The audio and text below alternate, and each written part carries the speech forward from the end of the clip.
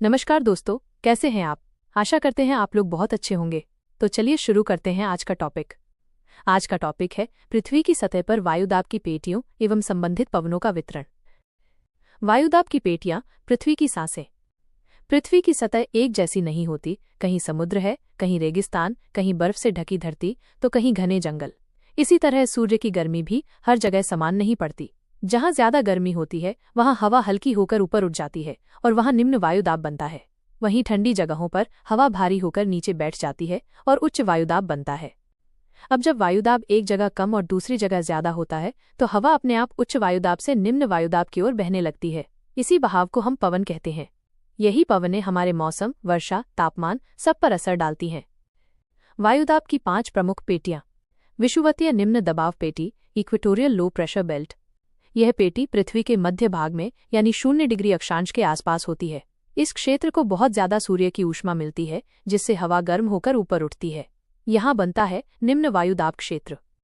उदाहरण के लिए अफ्रीका के मध्य भाग, ब्राजील और इंडोनेशिया जैसे क्षेत्रों में ये पेटी सक्रिय रहती है। यहाँ अक्सर बादल बनते हैं और भारी वर्षा होती है। इस क्षेत्र को डोल्ड्रम्स भी कहते हैं क्योंकि यहाँ हवाएं बहुत धीमी चलती हैं। उष्णकटिबंधीय उच्च दबाव पेटियां, सब ट्रॉपिकल हाई प्रेशर बेल्ट्स। यह पेटियां 30 डिग्री उत्तर और दक्षिण अक्षांश पर होती हैं। यहाँ हवा ऊपर से नीचे गिरती है, जिससे उच्च वायुदाब बनता है। उदाहरण के लिए सहारा रेगिस्तान, अफ्रीका, थार रेगिस्तान भारत और ऑस्ट्रेलिया के मध्य भाग सभी इसी क्षेत्र में आते हैं। इन जगहों पर बारिश नहीं होती और ये अत्यधिक गर्म और शुष्क होते हैं। यहाँ से चलने वाली हवाएं व्यापारिक पवनें, ट्रेड विंड्स बनती हैं, जो बाद में विषुवतीय क्षेत्र की ओर जाती हैं।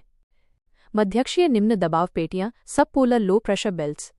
लगभग 60 डिग्री अक्षांश पर यहाँ गर्म और ठंडी हवाएं मिलती हैं।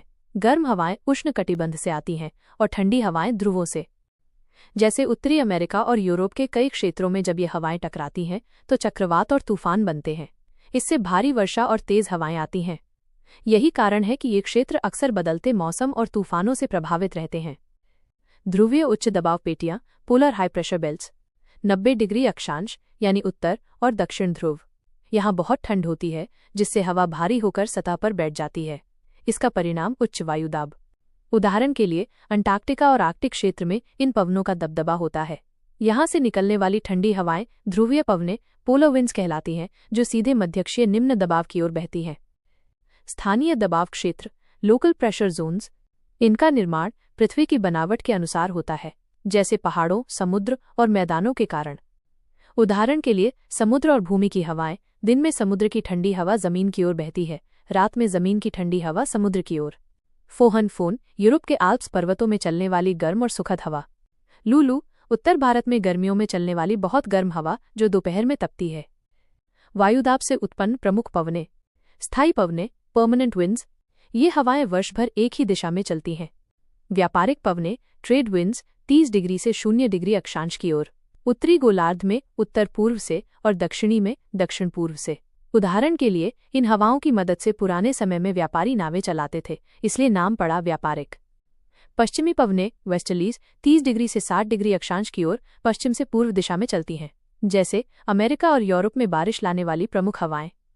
ध्रुवीय पवनें, पोलर विंड्स, ध्रुवों से 60 डिग्री की ओर चलती हैं। ये बहुत ठंडी और तेज होती हैं, जैसे सर्दियों में कनाडा और साइबेरिया जैसे इलाकों में भयंकर सर्दी लाती हैं। मौसमी पवनें, मॉनसून विंड्स, ऋतु के अनुसार बदलती हैं। भारत में गर्मियों में ये समुद्र से जमीन की ओर चलती हैं और भारी वर्षा लाती हैं। सर्दियों में दिशा बदल जाती हैं। उदाहरण के लिए भारत में कृषि, चावल, गेहूं, गन्ना सब कुछ मानसून पर निर्भर करता है। सारांश की झलक। पृथ्वी की सतह पर अलग अलग तापमान और ऊंचाई नीचाई के कारण विभिन्न वायुदाब की पेटियां बनती हैं।